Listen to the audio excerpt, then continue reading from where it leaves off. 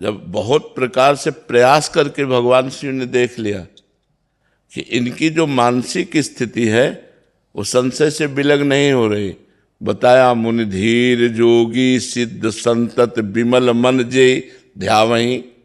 बड़े बड़े मुनि धीर जोगी विमल मन से जिनका ध्यान, वो राम है, लेकिन उनको बार बार संशय हो रहा है। अगर राम है तो हे खग हे मृग हे मधुकर श्रेणी, ऐसा क्यों पूछ रहे हैं?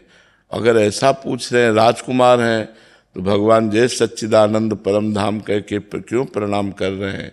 बहुत बार भगवान शिव ने समझा करके देखा, जब नहीं समझ में आया तब कहा जाओ तुम्हारे मन जो अति संदेहु तो किन जाई परीक्षा लेहू। जाओ, तो अगर तुम्हारे मन में बहुत संदेह हो रहा है, प्रयास देख लो। ऐसा नहीं कि होए से जो सोई जो राम रचि राखा करके ऐसे नहीं, प्रयास किया, बहुत प्रयास किया। जब प्रयास असफल रहा तब कहा होई ही सोई जो राम रचि राखा को करि तर्क बढ़ावे शाखा।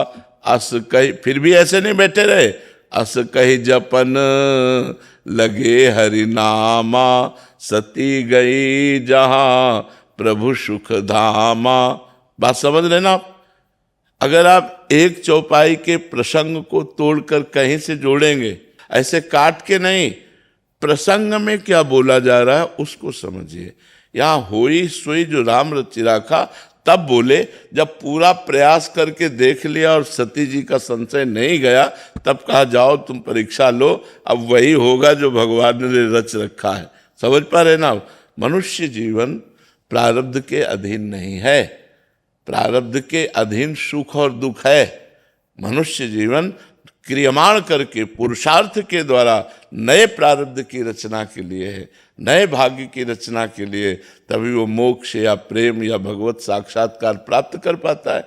ऐसा थोड़ी है कि हमारे जो भाग्य में लिख दिया गया है बस उतना ही होगा, इसके आगे कुछ नहीं होगा। कैसी बात करते? फिर मनुष्य जीवन की दुर्लभता क्या रही? दुर्लभो मानुषो देहो, फिर इसकी दुर्लभता क्या रही? वो केवल प्रारब्ध भोग भोग सकता है, हम नए प्रारब्ध की रचना करेंगे, हम नए भाग्य की रचना कर सकते हैं। ये हमारे मनुष्य शरीर की दुर्लभता है। बात समझ में आ रही है ना बच्चा?